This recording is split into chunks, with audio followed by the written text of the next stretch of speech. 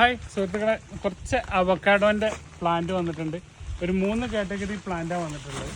അപ്പോൾ ജസ്റ്റ് ഒന്ന് ഇങ്ങനെ കാണിക്കാം. അപ്പോൾ ഏറ്റവും ചെറിയ ടൈമിലാണ് ഫ്ലവർ ഇത് വന്നിട്ടുണ്ട്, കണ്ടോ? അപ്പോൾ ഇത് കാണിച്ചിട്ട് കായ്ച്ച അവക്കാഡോ എന്നൊക്കെ പറഞ്ഞിട്ട് വീഡിയോ ചെയ്യുന്നവരെ നിങ്ങൾ കണ്ടിട്ടുണ്ടാവും.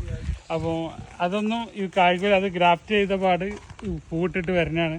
അപ്പം വലിയ തൈമലൊന്നും പൂവില്ല, ഈ ചെറിയ തൈമലാണ് ഫ്ലവർ ഉള്ളത്. അപ്പോൾ നിങ്ങൾ നോക്കിയാൽ അറിയാതെ, കണ്ടോ? ഇതൊക്കെ ഫ്ലവറുള്ള തൈകളാണ്, ചെറിയ തൈയാണ് ഫ്ലവർ ഉള്ളത്. അവക്കാഡോൻ്റെ ഫ്ലവർ കാണാത്തവർ കണ്ടോളൂ. അപ്പോൾ ഈ ചെറിയൊരു തൈയുണ്ട്, അതിൻ്റെ മിഡിൽ തൈയാണ് ഇതിൻ്റെ മിഡിൽ പ്ലാന്റുകൾ.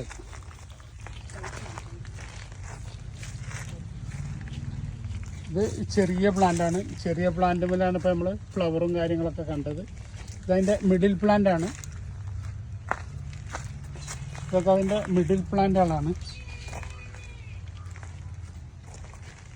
ഇതിൻ്റെ കുറച്ചും കൂടെ ഹെവി പ്ലാന്റ് ഉണ്ട്, ഇതാണ് അതിൻ്റെ വലിയ പ്ലാന്റുകൾ. അത്ര വലുതെന്നൊന്നും പറയല്ല, എങ്കിലൊരു 2 വർഷം ആയ പ്ലാന്റാണ്.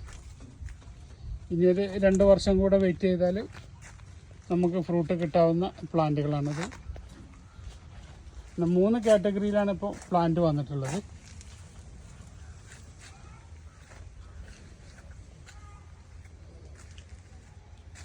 ഇതാണ് വലിയ പ്ലാന്റ്, ഇത് ചെറിയ പ്ലാന്റുകൾ, മീഡിയം പ്ലാന്റ്.